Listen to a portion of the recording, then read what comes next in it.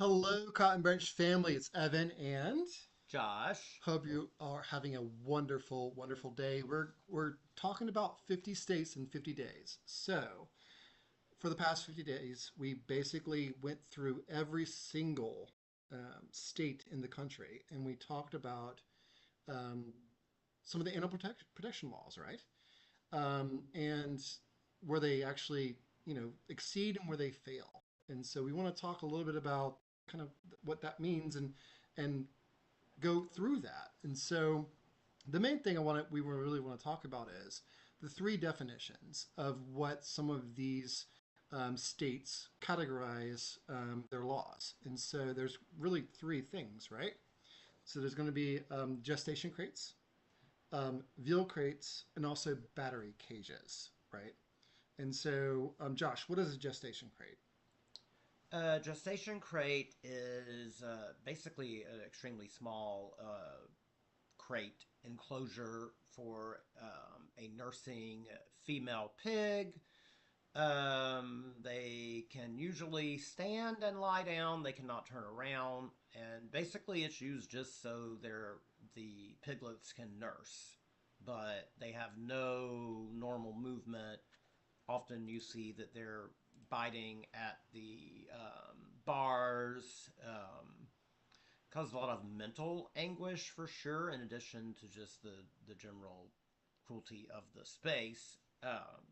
With pigs' intelligence, it causes a lot of mental anguish and a lot of them acting out on that, like biting at the bars, for example. Yeah, and it's a very terrible practice, and a lot of states still use that.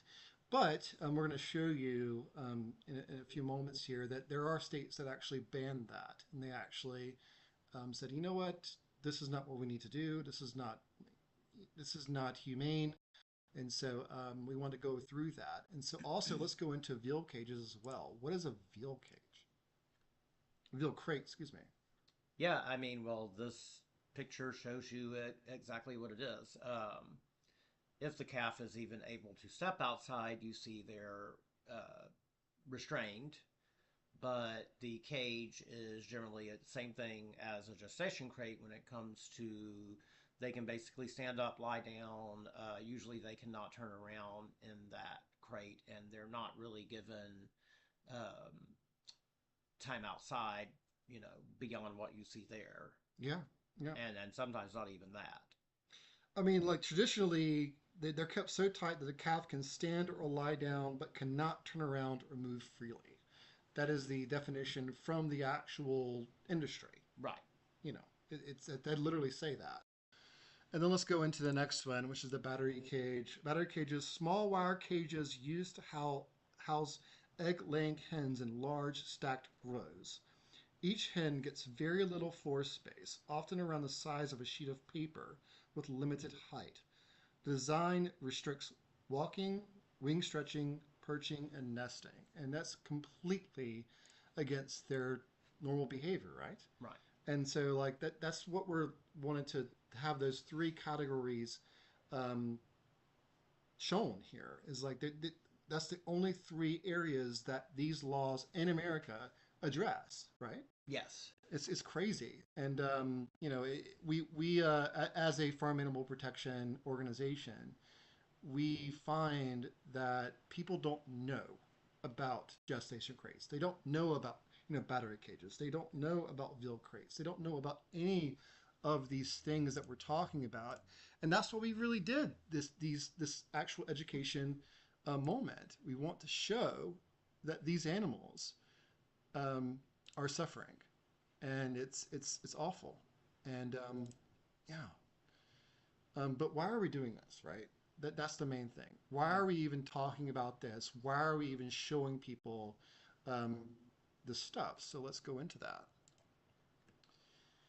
Because all states protect pets while leaving farm animals with little or nothing. We're mapping the gaps so people can see the problem, share it locally, and push others to close it. I mean, Josh, I mean, you would, when we went through this journey, I would say almost like 75% of America has protected companion animals, right? Right. And Well, and there are federal laws even yeah, for companion animals. yeah, it's crazy because like when we talk about dogs and cats, well, of course they need to be protected, but they have a ton of legislation on the state level that Mhm. farm animals do not. And so Yes. that's what we want to shed a light on, right? Um, Josh, before we get into the categories, what do you think about the issue when it comes to getting the word out to people? A lot of times when we talk about farm animals, whenever we do these rescue operations, these hoarding cases, a lot of people come up to us and say, "Why can't we just sue them, or why can't we just like Right. get involved and like do this and like get make sure these people are behind bars? Yeah. Why can't we do that?" And that's why we're doing this, right? Yes. And what you've seen in 50 days is why it's a rarity. And the Georgia case we worked has been, we've been so happy to see results coming out of that as far as prosecution, and the pigs being the main reason that the DA is seeking felony cruelty, animal cruelty charges. Yeah. And this is not common No. for a lot of these people. It takes a lot for them to actually be held accountable. And, we've seen it time and again as far as, they may be fined, they may not be able to have a rescue again in that state. In some states, it may just be in that county. And so it's encouraging to see this happening in Georgia right now with that prosecution and that case against the people who perpetrated such horrific acts against the animals we rescued last year in Savannah Liberation. So, but it's not that common, Again, there may be slaps on the wrist, there may be visits from animal control. We've had the promises that they would keep up with people, and unless you stay on them, they generally don't. That doesn't last more than like a year or so.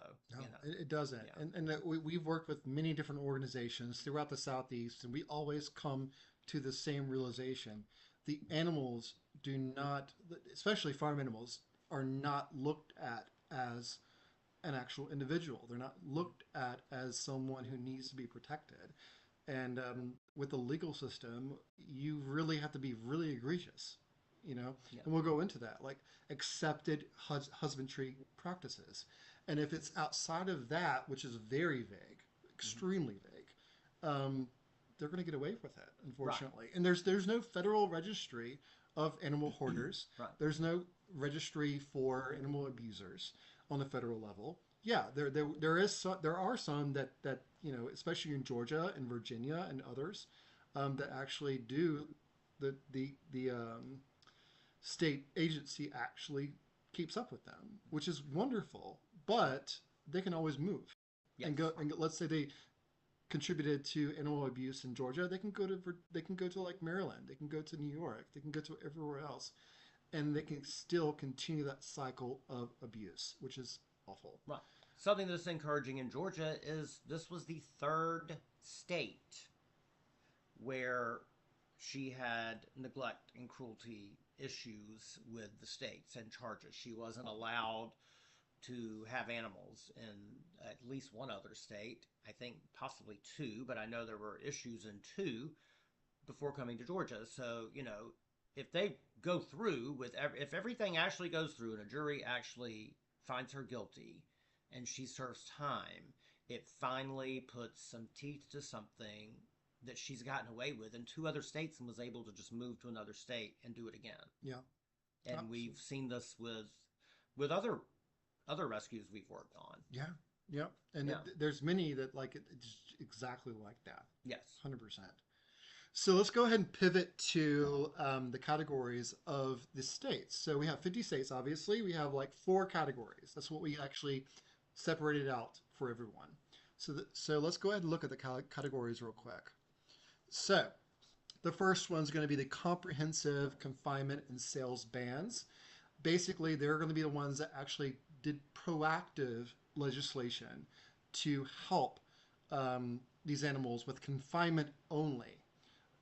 We're at the bottom of the barrel here. This is all that they can do, confinement, and which we actually talked about the gestation, Right. the veal, and the battery. That's what it's actually going to be addressing.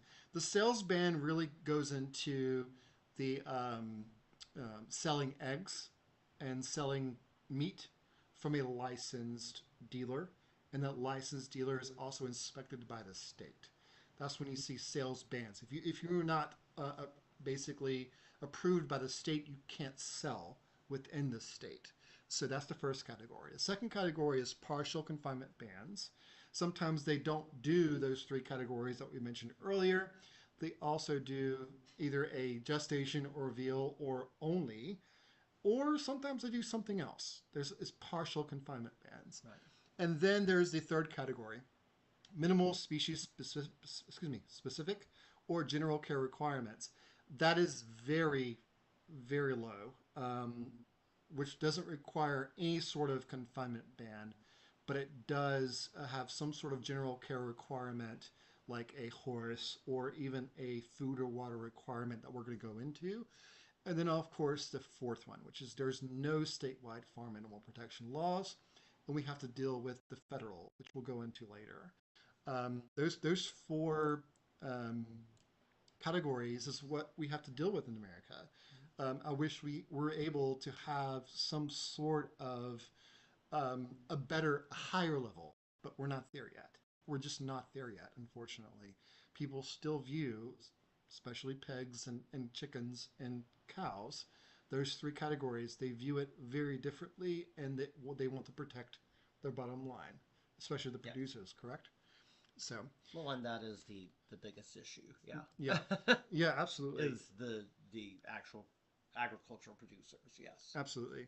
So let's go ahead and go into the first category real quick. This is going to be the states with broad confinement and sales bans. All right.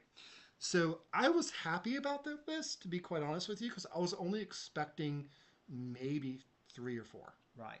I was very happy that these states stepped up. Now, let me tell you something. All these states have different things going on. Like, for instance, California, Proposition 12 in 2018, they actually banned gestation crates, veal crates, and battery cages. All three they banned. And that was by a vote of the people, Yes, completely. which I want to say is very important because people, and I've said this many times, even people who aren't vegan, who still eat and use animal products, they don't want to see animals suffer. And so, if given this choice, like, voters approve it. They do. Like, no one wants to see an animal suffer. No. No one does. It doesn't matter what animal it is. They don't want to see the animal suffer. So here's the thing, I don't know one that's failed that was put before voters. and that's Because when animal cruelty comes across for Yeah. a vote, people will vote against animal cruelty every time. absolutely. And let's go back to Colorado. Colorado actually was one of the first ones in the nation that phased out gestation crates by 2018. So there is literally is no gestation crates in Colorado, and they were the first ones to do that, which is incredible, amazing. Without like going through every single state, a lot of them have either done battery cages or cage-free housing.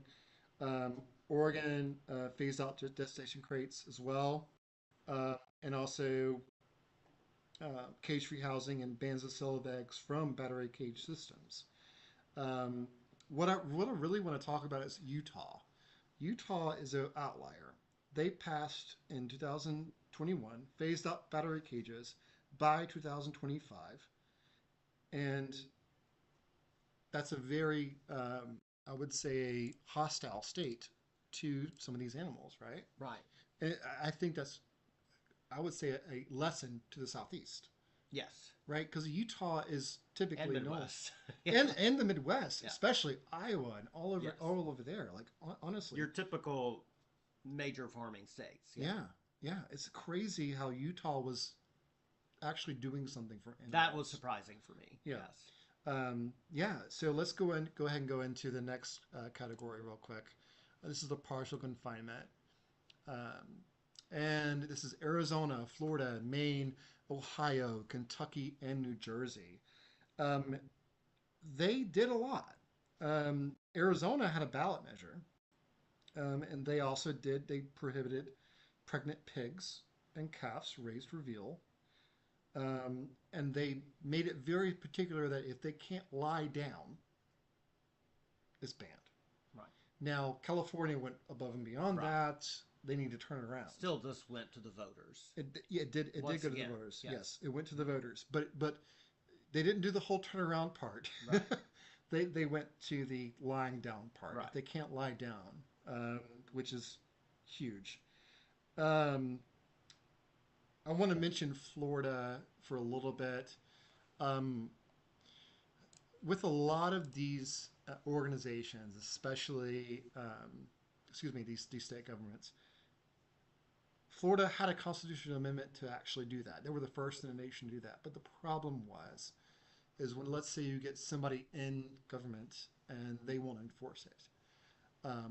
That's what happened in Florida. It's on the books. It is exactly what the people wanted. They're not enforcing it, and that's unfortunate. This happened since the early 2010s. Mhm. They just stopped enforcing it all, which is awful. And I think we see that in a lot of cases Yeah, with a lot of different things, but yeah, definitely with when it comes to farm animals. yeah, yeah, exactly. And then, of course, you wouldn't think Kentucky would be in there either. That actually really surprised me. And what go into there? Yeah, 'Cause, so, yeah, so so when it comes to Kentucky, they didn't even touch gestation crates, but they actually touched veal. They touched veal, and they said they need to be housed in groups pens after 31. Excuse me, um, in group pens. So instead of a singular pen that I'll show you right here, instead of one pen, there's a group of them. right. Again, we're talking about Yes. um, partial help here. So Kentucky did that, Mhm. which is very surprising because we have a lot of experience with Kentucky. Yes. It's crazy. And like Maine, again, they didn't even touch the gestation. They only touched um, the calves. New Jersey, they touched gestation. They touched Yes. veal. They did not touch battery cages. Ohio, they only regulated gestation and only veal crates. So this partial these partial bans, while they're amazing, while they're incredible for these animals that are in the system, they are still halfway. Just to have some protection. There's Yes. some Right. sort of it, you know. Um, yeah, so it's crazy how that works. And so let's go into the next one here real quick. And I think we can definitely say chickens are the absolute least protected They are, in they are. the U.S. overall. Yep. And a lot of times when I was looking at these laws, you see farm animals and poultry Yes, separated, they separate them. even though they're farm animals. Right. Like guys, And chickens. separating, they're already separating companion animals and farm animals, and now they're creating another category. And again, let's take the name away and call them poultry. Let's not call them chickens. Yep. That makes things a lot easier, doesn't it? Yeah. Same Let's thing call with them. Let's call them veal. or livestock, Yes, for example. and even livestock. Yes. Yeah. Yeah. It's definitely a huge separation. And listen, I applaud these states. I do. I think that if you live in one of these states, definitely talk to your representatives and see what you can do. But at least they did something, right? Yes, exactly. But it's not what needs to happen. Right. So let's go to the minimal. And there's only two states. And we have very a lot of experience in these two states. So these states, they're very different. Georgia, for example, they did the Humane Care for Equines Act. Excuse me. And they made it a misdemeanor to deprive equines of adequate food and water or humane care, and forbids overloading or beating a horse. Now, this is very specific to the species, right? There are no other standards for other farm animals in that state. Okay. Virginia, however, which is very different, they're not talking just about um, horses. They're literally saying you need to have food and water for them. Now, all the other states that we're about to talk about don't have this. Virginia literally said you need to have food and water. And if you don't have food and water, you're going to be, I wouldn't call it prosecuted, but fined or however you Right. might want to do that. But the animal cruelty law doesn't extend to livestock for sure. So that was the minimum. So let's go ahead and go into the last one, and I think we have a lot to talk about that one. So this is these are the states right here, and it's a lot, and it's the majority, Right. right? So there are no state standards. What happens here is you defer to federal regulations. And if you've watched us over the past month and a half when we talked about this particular issue, is as long as we are accepting the accepted husbandry standards, and that is a very, very vague term. We've stepped into some places, gosh, Hmm. where it's like we wish we can actually talk to a prosecutor and make sure that they are in jail, Yeah. but we can't because we're in one of those states, Right. right? So it's like if we're not even in the business of veal or gestation crates or battery cages, if we're not in that, we have to go to the federal level, right? Right. So it's very hard. Um, so it's very hard to actually get anybody prosecuted, right? Right. So it's a little difficult. So Josh, can you tell me a little bit about um, Savannah a little bit? Because like even though that we have a great outcome during that process, um, what could we do in that moment? It was so insane. I mean, when we went there,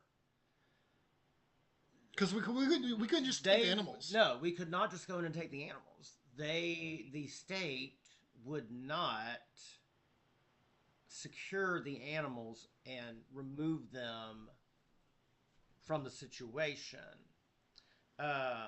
They were, basically trying to come down on the person who was over that and over the quote unquote rescue, and they knew that they could probably, they could, what's the word, confiscate it, for lack of a better word, Confiscates. Yeah, I the think the dogs, yeah. because there were 250 dogs. If you remember, we worked with dog rescues to make sure, they made sure the dogs were safe and removed. And but for the pigs and all the birds on the property, and there were chickens, ducks, and I think turkeys too. Yeah, they were, Uh, and we had a rescue that helped us with and we that. had, a rescue in Savannah who helped us with that. And like the issue was, they had to sign them over to us because they Because they were were property. property. Yeah. So they were not considered companion animals, they were considered property. And so the state could not legally remove their property. And, this is where I had to go in and actually talk to them about, they knew that everything was going to, I guess, hell in a handbasket, for the nicest way I could possibly put it. It was a rough rescue, guys. Right. So, they gave the all of the pigs over to us, and there were two the day we got there that they didn't want. The person over the operation, she wanted to keep those two, and I had to, make sure that we could remove them. Yeah. And so this is where, this is something that I've had to do multiple times in these situations, is being able to go in and talk with these people who may not see that what they're doing is cruelty, that may not be able to truly see the conditions the animals are living in, and be able to get them to sign them over. And this was not the only, in North Carolina, when we worked a rescue there, it was the same exact thing. I mean, Kentucky, for example. And, Kentucky was exactly the same with 550 animals. Yep. And so it is up to us to talk to these people and convince them Yeah. that, you know, what's best for the animals, and you need to let us take them and make sure they're taken care of and get them into new homes. Yeah, and like this is where we had to deal with when there's an absence of laws. Exactly. There's an absence of regulation. We have to literally persuade and beg people to come to our side so the animals are taken care of, and that's what we've always had to do, right? So let's go into the federal laws and rules. Now, we talked about those four categories. We talked about, um, especially the last category. There's nothing for any animal, Which any then farm animal. refers them back to the federal. The federal. We're going to talk about four laws. Now, I want to go into this, and this is not an exhaustive list, guys. This is not. This is the big ones. So here's the deal. The Animal Welfare Act was passed in 1966 to make sure animals used in research, teaching, exhibitions, and commercial sales are treated properly. It sets minimum care standards and lets the USDA make rules and perform inspections. So this was the bedrock of our current animal welfare like things for farm animals as well as animals that we have in our home. What's excluded? Farm animals like pigs, cows, and chickens raised for food or fiber are not protected under this law. Only animals used for research or displayed are covered. So that goes into, have you ever been to a circus? Well, I was going to say, and look how much it took Yeah. to get circus animals not shocked, not Yeah. beaten, Yeah. even though this law was in place since the 60s. Yeah.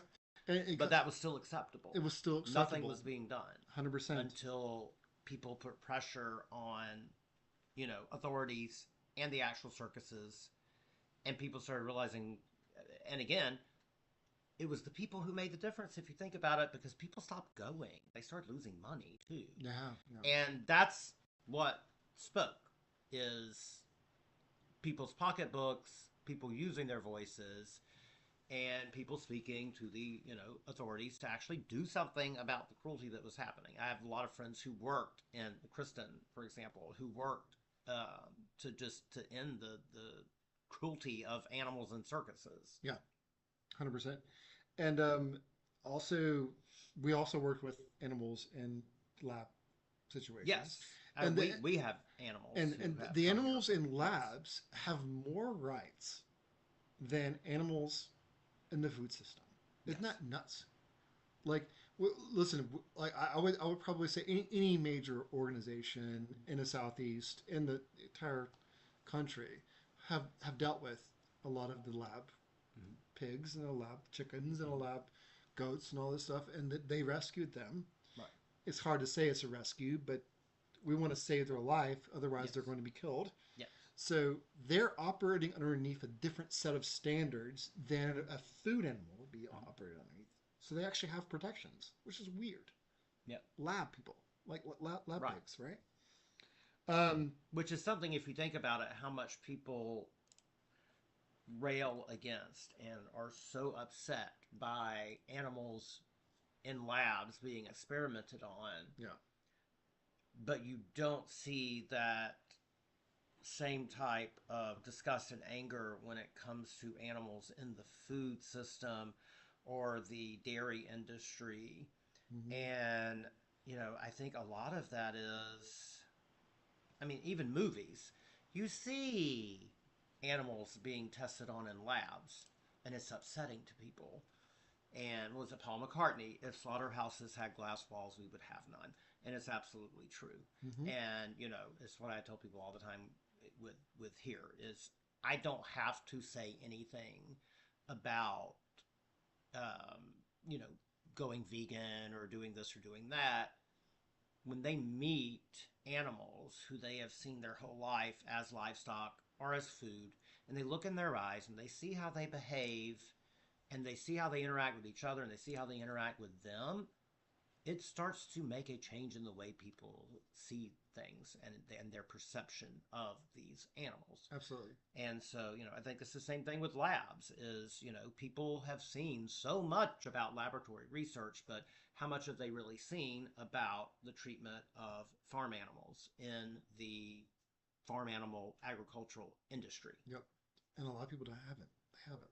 No, again, it's like a lot of people don't know what a gestation crate is, what a battery cage is, what a veal cage is. They don't know that male calves are taken away and never get to spend a moment with their mother. They never get their mom's milk. People don't know a lot of these things. Yeah, absolutely. Yeah. Let's go ahead and go into the second one real quick. Humane Methods of Slaughter Act. Now, this was a 1958 law, by the way, and this is a law that requires that livestock be treated humanely and killed quickly and effectively in slaughterhouses. USDA inspectors can stop a facility's operation if animals are handled cruelly. Now, I want you to understand something. I just said farm animals, right? Did you know that this law excludes poultry? Chickens, That's again. that's nuts. Like it includes cows, pigs, sheep, goats, horses, but not chickens. The 1958 law does not Yes. include chickens, so they can debeak them. Which I believe, yes, which I believe also that is literally the largest number of any animal killed in, Oh, any land animal yeah, for sure. any land animal killed, Absolutely. yeah, in And the like, world. you know what? There hasn't been an update on that since 1958. 1958. Not an amendment, not an update, nothing. Chickens are, I don't want to have an expletive, but they're definitely messed up Yeah, with an F. yes, So, I mean, like, they haven't had protections ever since the creation of our country. right. All chickens. Unless, again, and I think some of the other laws too, when you get into those, Yeah. I can go more into it. But let's be real about the protections that the USDA and the inspections and what they actually do. So, but let's hear the next one. We'll go into that for sure. Because I think the next one will lead me a little bit more into that. So before I go into the next one, I do want to make sure that the animals must be knocked unconscious before being killed using a single blow, gunshot, electric or chemical means. This is not happening. No, it's not. Um, These laws in place even are not being yeah. instituted. So what's missing? Chickens, turkeys, and ducks are not protected. Inspectors often find inconsistent enforcement, and the law doesn't cover how animals are treated on farms. So this is definitely a vague law, almost like 75 years, you know, Yeah. and it hasn't been updated yet. So let's go back to the other one real quick if I can. Yeah. Actually, that is probably the one I want to talk about because the next one was horses. So let's touch a little bit on that, then humane methods. It was passed in 1970. What are we talking about now? The horse protect. Oh, Oh, you are moving on. yeah. We don't have to. Yeah. Well, no, actually that was the part I was going to talk about. I didn't Yeah. realize that was that one. I thought there Yeah, was yeah. another one. So, Yeah. yes. So I have known people who have worked in the industry, agricultural industry. And so, I had a friend who moved to a very small town in North Carolina, and there weren't many job options to actually make a living. She moved there to take care of her mother. And the job that she was offered was in one of these factories, basically. And, no, she wasn't vegan or anything like that. And she was like, but she knew she couldn't be involved in the slaughter of animals. So they put her in the inspection aspect, which we're going to talk about later too. And they moved her from that because she was flagging too many of the foods as not passable. uh, chicken that was green, for example. And so then she was moved into the pig side, where she only was monitoring the people who were actually slaughtering the pigs. And this is when she quit that job and didn't care about making less money. And she called me and she told me because she knew that, at that point we had our first pig. This was years and years ago. And she said, she's like, Josh, those pigs would look at me and it was like human eyes. And she's like, and they were wanting attention. And I saw the way that the people there treated them and how ugly and mean they were to them on a daily basis, and I couldn't do it anymore. She's like, not only were they wanting me to pass food that I would never personally eat, but now I had to watch this cruelty unfold. And, and she told me, she's like, they knew when USDA inspectors were coming. The word spreads from farm to farm. And they knew when they were coming, and they knew when to act on their best behavior, and when not to do the things that would actually maybe get them in trouble. So when I say these laws aren't being followed, that's what I mean by that, and it's like I can only uh, compare it to, and it made so much sense to me because I was a hairstylist, for example, and when state board does inspections and they come to your city is how it would usually work since the state level. If they're coming to Charlotte, where I was, every salon in town knew after they visited the first salon because the word spread. State board's in town. And so everybody was making sure that everything was perfect. And not that, and trust me, it generally is. It's not like there was a lot of stuff going on. But the thing is, you need to be on your best behavior. And that's exactly what's happening, except this is involving animals' lives Yeah, and how they're being treated and the cruelty they're experiencing. absolutely. So these laws that are even in place aren't even being followed. They're not, and the enforcement is lacking Yes, incredibly, absolutely. incredibly. Um, and I do want to touch on a little bit of that later on, but I do want to hit the Horse Protection Act because it's a very specific kind of act. 1970 um, bans the showing, selling, or transporting of sword horses, horses whose legs have been intentionally injured to create a high stepping gut Gate. gait. They're gate. They're Oh, walk. yeah, yeah, They're gotcha. gate. Mostly seen in Tennessee walking horses. So even in that law, even in that law, there's still abuse in Right. there. There's still abuse. We're going to allow a little bit of abuse, Yeah. but not all of it. Just a tiny bit. I just find that pretty nuts, and it's pretty crazy that that's happening. And also, let's go into the Poultry Products Inspection Act. Um, there's no humane slaughter law for birds. Instead, poultry processors must follow quote unquote good commercial practices, which means birds should be handled and killed in a way that keeps meat from being spoiled. So nothing to do with Nothing with them, the actual animal. nothing, zero to do with the animal. Like at least the other laws said they had to be killed humanely. They had to not feel what was happening. For poultry, it's literally nothing but not spoiling what the people are going to eat. It has nothing to do with the treatment of the animal whatsoever.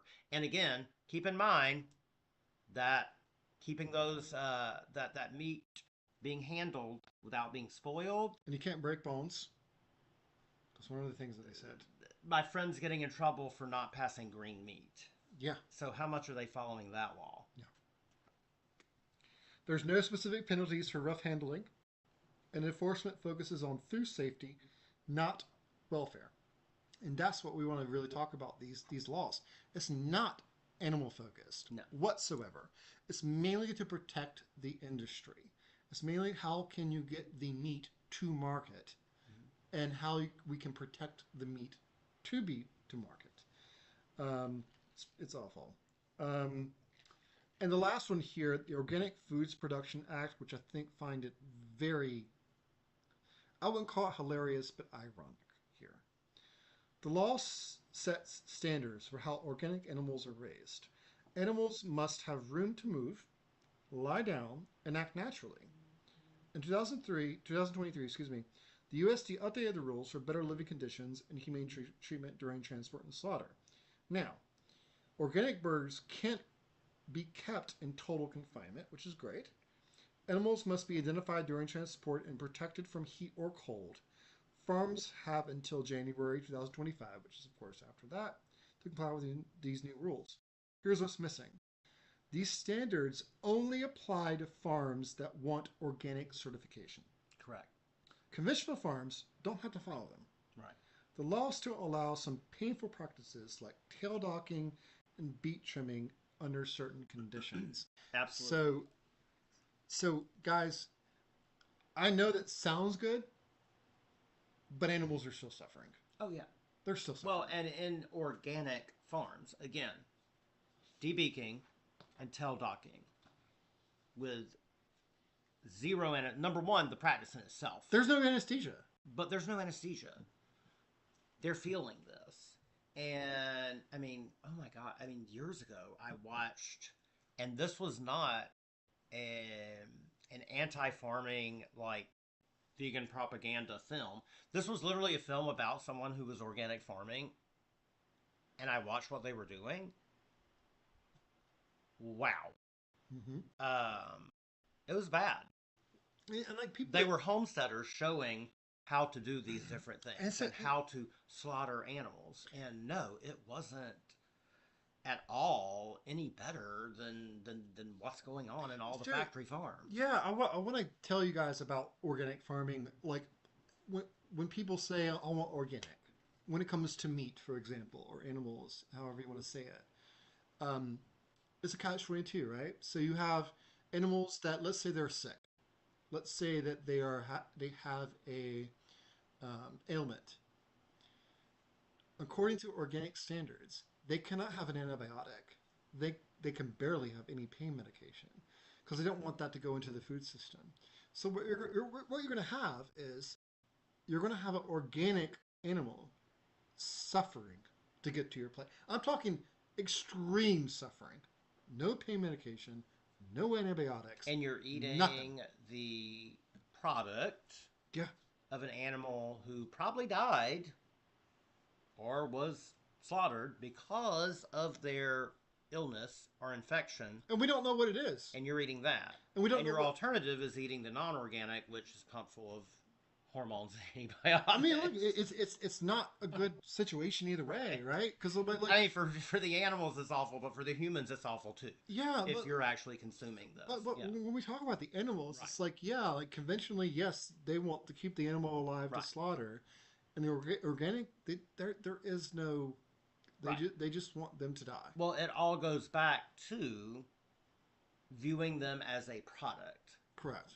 And not viewing them humanely enough to, well, our product has to be organic, has to be pure, so we're not going to give them any medication. Yes. We're not going to give them any antibiotics. We're not going to treat them for pain. Absolutely. We're just going to get them to market and make our money. And I do want to mention something right before we pivot to the other topic.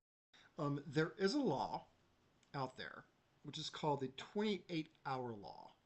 And I know this law very well because I have transported animals across country from South Carolina to New York to Michigan, across the country. California. Yeah. Maine. Maine.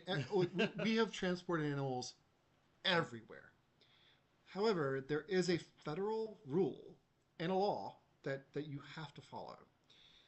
It was passed, guys, listen to this, 1873. The law says livestock being transported must be unloaded for food, water, and rest after 28 hours of travel. Now, is it enforced? No. But it's on the books, and that is the law of the land. Are these big conglomerate agricultural places doing this from Right. Iowa to Florida, Iowa Right. to Maine. Are they doing that? Probably not. But it's on the Like books. if you've ever seen the trucks coming by with, we see it regularly on the interstates down here, an entire big rig, 18 wheeler, filled with cages packed with chickens. They're traveling more than 28 hours. Do you think Hmm. every single one of those chickens are being let out to Hell no. stretch their legs and flap their wings? I mean, they weren't even raised that way, so of course they're not getting let out. Hell no. And the same with pigs in trailers. If you see them being transported, no, they're not. And And cows, and they're not being let out. in They're not being given anything. in that 1873 law, by the way, it says if they actually have food and water on board, it could be extended to 36 hours. Yes. But everybody knows when you see the trucks on the road, trucks on the interstate, Mhm. there is not a room for a food ball or a No, water ball. no, Like we've seen from our area, Mhm. like we are a absolutely. chicken dominant area. This area is, and North Carolina was pigs. Yeah, pigs in North And Carolina, as you know, chickens in South Carolina. we moved here from North Carolina, Yeah, so yeah. So we've chickens seen is both. the poultry is Yeah, the main dominant one, and they're not. It's awful. it's horrific to see one of those trucks go by and see number one. I think every time of it's hard to look, it's hard to see the conditions that the birds are in. But then I think how many people pass them every day and see them missing feathers, barely able to stand. They look ill. And those same people are going to the supermarket Yeah, and purchasing chicken. yeah. It's awful. I'd Um, be frightened to eat that. yeah, absolutely. So let's go and go into the next section real quick because we're running out of time a little bit. Sorry. Who opposes I got a little heated. progress? Sorry. Who opposes progress? So we're not going to read all this out. Right. Um, I'm sure you can see some of these normal Smithfield Foods and all these other places that completely. It's big agriculture. I mean, that's all you really have to say.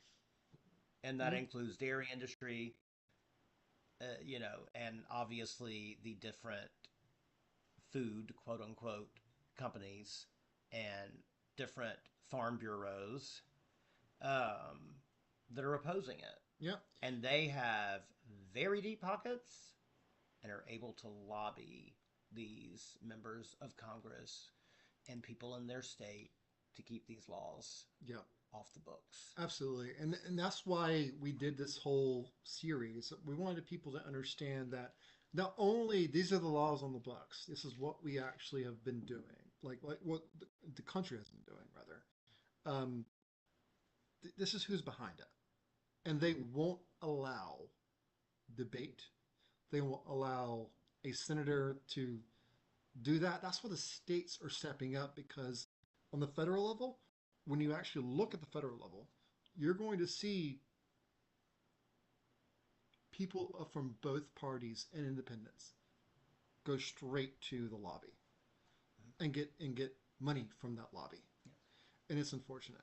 Well, It's because you unfortunate. think about too, it's like so many of the states where farming and agriculture are such a huge part of that state. Yeah, And what senator or House member feels comfortable coming against that, even if it's against what they believe? I mean Iowa, for example. Let's just do Iowa. Like it's a huge farming state. North Carolina and South Carolina, Mm-hmm. huge farming states. Georgia, huge farming states.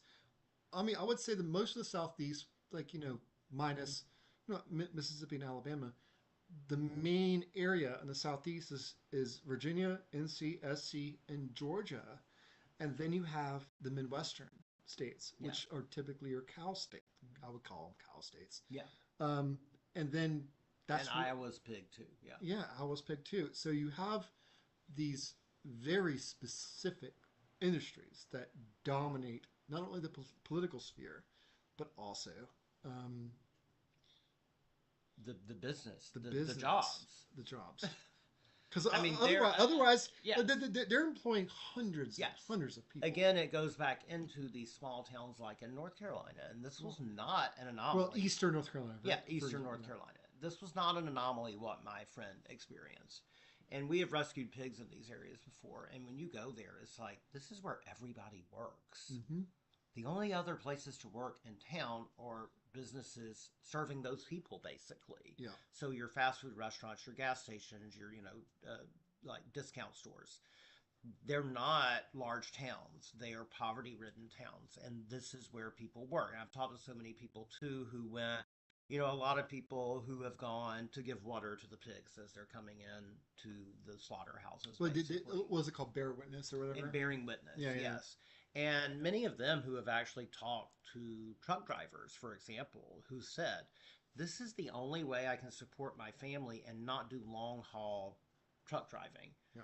This is the only job that I can have, and I hate doing it. And they're not even slaughtering the animals, they're just bringing them in, they're just delivering them. Yeah. And they're like, it's traumatic for me to see, it's traumatic for me to do. And so it's having a very big mental effect on humans too. And, not even getting into I can't even, we don't have time to even get into that, the air quality and what it's doing to people's health in those areas. But these small towns are completely reliant sometimes on these industries. Well, Smithfield, I mean, I'm going to say it. Like Smithfield in the Eastern North Carolina It's region huge. is is you know how Walmart is number one in Eastern Carolina? Right. Smithfield is number two. They're the As number the two employer. as the employer. Yeah. They're like Right. they employ so many people in Eastern North Carolina, and I mean, if you live there and you need to live, you need to put food on the table. Where are you going to go? Right. You need to go to Smithfield. You need to go to Right. Walmart, whatever. But Smithfield is the biggest near Fayetteville. Right. Like that's one of the That biggest area. centers. Yeah. Yes, and of course, like Josh said, there's a lot of pollution. There's a lot Right. of But there's so many animal states waste. where this is happening, and those are the traditional agricultural states, and that's why it's hard to get laws passed in those Yeah, states, especially. But again, this is where I'm like, God, if you could just get it in front of voters yeah, like we talked in about, those states. like we talked about earlier in this live, we did say that once it's before the voters, once people see it before them, like, hey, I don't want animal With cruelty. some of the best laws that were passed, Yeah, California California, and Arizona, I believe, Arizona, was put um, before the voters. yeah, a And whole when bunch of them. Yeah, voters get to vote, even if they're buying meat, even if they're not vegan, even if they're not animal activists, they don't want to see cruelty. They do not want to see animal cruelty. And when that goes on a ballot, they're going to vote against animal cruelty every time. every time. And I think that's the biggest way that people, can make a difference, even beyond just like talking to their congressman or talking to their House member now or their So we're senators. gonna talk. We're And, gonna, and I mean, great if you do, but we're gonna but talk about that. yeah, So like, what can we do? Like yes, that's the main thing. Is like again, like as a nonprofit organization, a hmm 501c3, we can never tell you who to vote for, but I will definitely tell you to get involved. yes. Get involved in the political process. It's about who's there now, not even who you're voting for. It's Yeah, about talking to people who are in office now, and it doesn't matter if who it they're with a is. party or not with a party. They can be independent or they could not. It doesn't matter. It's It doesn't matter talking what with party. who is there. Yeah, it doesn't matter Yes, what party you belong to. If you want to help animals, there are ways to help animals. You yes, talk to your representative, whether that be on the state level, whether that be on a federal level. You can do the legislative and political action. Let's say you want to do something with a activist organization. You can always join us. We are an activist org, but we will not tell you who to vote for.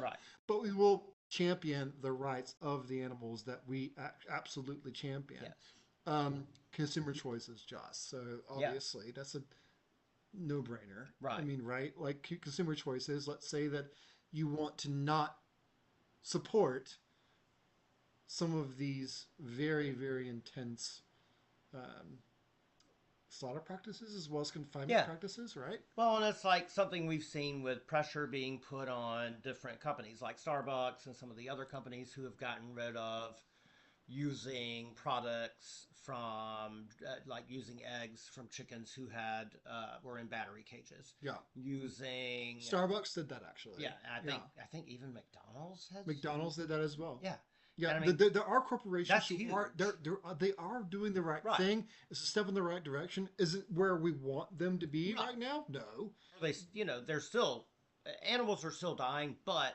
Yeah, they are at least listening to people when it comes to the treatment of mm, these animals. they are. And so And, consumer choices, our again, our wallets speak yeah, volumes. and I want to give a little bit of a shout out to some of the amazing organizations that we know and love, which is Mercy for Animals. They're doing great work. The Yes. Humane League, they're doing great work for animal welfare. Yes. Animal Outlook, as well as the Humane Society of, I think they changed their name actually. But yeah, those animals benefit from these Yes. And they have organizations. a farm animal wing Wing to it, yeah, of the Humane and Society. they're doing Yeah. fantastic work, y'all.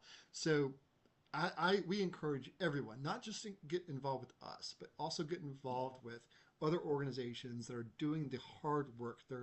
They actually can lobby. They actually can Yes. talk to the organizations. They have that 501c4 or Yes, whatever. and they've made some of those big changes They happen have. with a lot of these corporations, for example, who Yeah, have gotten rid of battery cages and gestation crates and things like that. Yeah, absolutely, yeah, absolutely. So we're going to move on to the next one, public education outreach. So that's something that literally that's what we're trying to do. yeah, We want people to understand that the animals that are in the system need more protection. Now, in a perfect world, I would love the animals not to be in that system, but that's where we live, right? absolutely. And so like But right now, and that's the thing, is it's the change we can make now yeah, is at least they don't face the cruelty that so many have faced. yeah, absolutely. And Even though the end result may be the same, yeah, the at least we can improve the quality of life that they do have. absolutely. And that's what I think a lot of people kind of sometimes miss. You know, Yes. some people miss the whole idea of, well, I want the animals to be free. I'm like, I would too, but we live in a system that requires us to make sure they're not suffering. Exactly. You know, that's the main thing. So, do you have anything else on that? No. All right. Obviously, obviously, support sanctuaries and local efforts. Support Cotton Branch. Support your local animal sanctuary. Support people in your actual local town, city, state. We support so many organizations Yes. across the country, and they're doing fantastic And you work. can visit them and you can see the Please, animals, you can meet the animals, you can volunteer, you can help yeah, them. Trust me, we all need extra hands. yeah, The animals all love interaction and spending time with people. And it's a great experience, for the animals and for you. And it definitely helps out your local sanctuaries. yeah, Yeah. absolutely.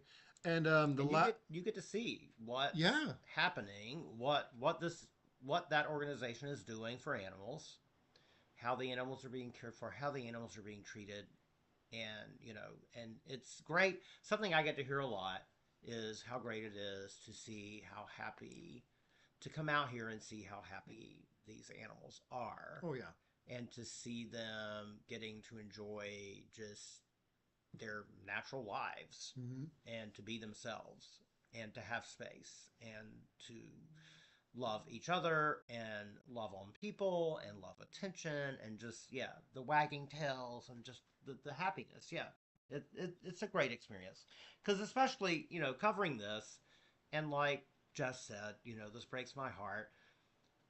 That's a great way to uplift yourself in the situation is yeah.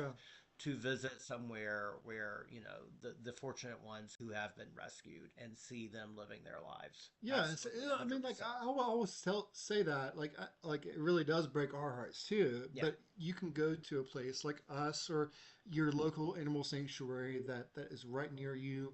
There's plenty, and if you can't find one, Send us a Oh, message, message us. We have and worked with so many different people across the country on we a lot of these we have hoarding a cases. We know so many people yeah, we in have so many states. absolutely Yeah. we have so many great friends in Mhm. rescue that are in every state. Yeah. I'm telling you, every state. Mhm. And if you're like, hey, where should I go? Send us a message. You need to see how it can uplift you and actually show that there is a better way, Yeah. right? There is a better way moving Absolutely. forward. 100%. So the last point that we're going to make is civic and corporate pressure.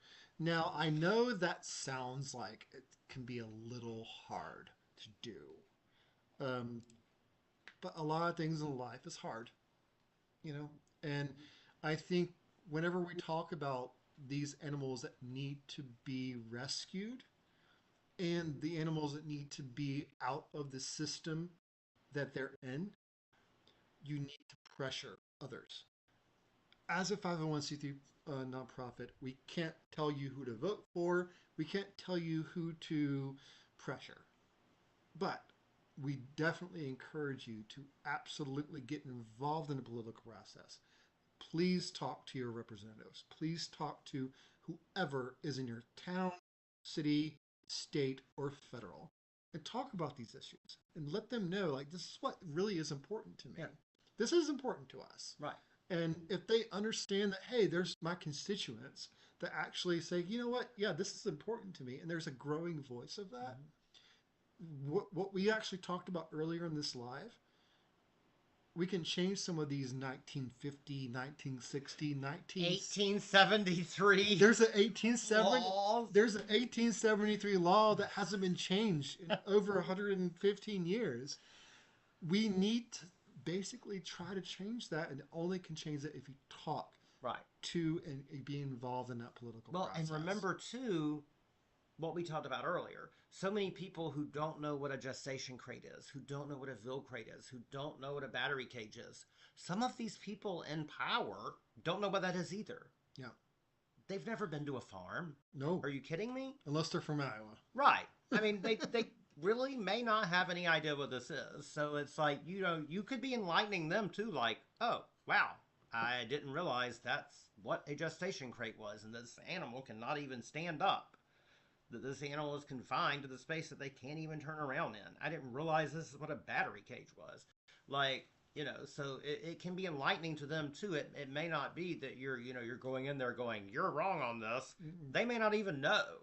And you're presenting them with something. And I have seen that in even North Carolina with a representative there, Oh yeah, and yeah, that's with right. Yeah, with with laws that were introduced to protect animals. And some of them passed, and there was more than one. Some of them passed, some of them didn't. yeah, They actually came and spoke at one of the Humane League yeah, events we went to, yeah. one of the galas. And so there are representatives who absolutely will listen, Absolutely. Yeah, and who aren't yet bought and paid for, basically, I guess. yeah, So, yeah. but and again, it's people who may not know. So you could be educating them. That could be go back into the education aspect too, is applying that civic pressure.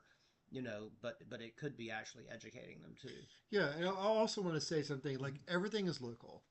Yeah. We live in a very small town in South Carolina. I love my town. I Yeah. love everybody in it. I had the opportunity to be involved in a very business type of level, and I love my town. And I know that when you create relationships, things change. Yes. And I think that's probably what we want to Yeah. tell people. This is like you want to be able to create relationships Yes. and invite change. Yeah, we won't be able to change things overnight. Right. We won't be able to make sure that animals are not mistreated overnight. But we can at least start the conversation Yes. and see where that goes. And the one thing that I will say with every single person I have ever talked to in our town is that they do not want to see animals treated badly. That's correct. They do not want to see animals suffer. Yep. Period. Like, full stop. Yep. If it was on the ballot here, that California law would probably pass. Absolutely. It was before the voters because Yes. no one wants to see animals suffer. Yes, and it is what I see across the board. And I mean, I've literally talked to people who were in farming, and they have said the same thing. Well, some of our best friends are in farming. Like the people we have met here, Yeah. who absolutely appreciate what we do, and they, yes, they're in farming, but they practice a different practice than these corporate farms and even organic farms. I guess they would fall somewhere in the middle, but absolutely, that's something they've said. We never want to see an animal suffer. Yeah. We never want to see an animal abused Correct. because that, I think, is just, in human nature. Even people who aren't vegan, even people who aren't animal rights activists, even, people who eat animals, they don't want to see cruelty. People Yeah. do not want to see cruelty. Yeah. And I think that is one of the biggest impacts we can have for animals Yeah. is pushing that fact out there Yeah. and Absolutely. and educating people and letting the public speak on the fact that no, we do not, this is cruelty and we didn't know it existed. We didn't know about gestation crates. This is cruelty. We didn't know about Vil crates. This is cruelty. We didn't know chickens were putting battery cage. We didn't know chickens had zero protections whatsoever. Do you know how many people in this area have chickens as companions, Or hobbies. animals, Yeah. or hobby animals? Yeah. But they love them. They carry them around. They treat them like their babies. They don't know that this is what's happening in these places because they've never researched it. They've never Yeah. read about it. They've never Absolutely. seen anything on it. So, presenting this to people and educating people, I think we would see such a difference in what's going on in the animal world. 100%. Yeah. And guys, thank y'all so much for watching. I know for some people who just joined in, you can watch this, after the fact. But Yes. our main thing is we want to shine a light on each state and also the entire country because there is a severe lack of animal protection throughout this entire country. Yes. Um, yes, there is wonderful states that 6 states that out of 50 that actually did something. It's not enough. We need to do more, and so we need to push education. We need to push um, our elected representatives. We need to push everything that we can to shine a light on these animals because they're going to continue to suffer unless we actually step in and do something. Yes. So, anything you want to say before we go? No, I think that's it. Like, All I right. think that, we can make a difference, and education is key. Yep. Just Education. talking to Education is friends. key. I mean, just talking to friends and family. Hey, I just learned last night watching a live from Cotton Branch. Do you know what a gestation crate is? Do you know what a fill crate is? Do you know what a battery cage is? I just learned this. Yeah. This is what they're doing.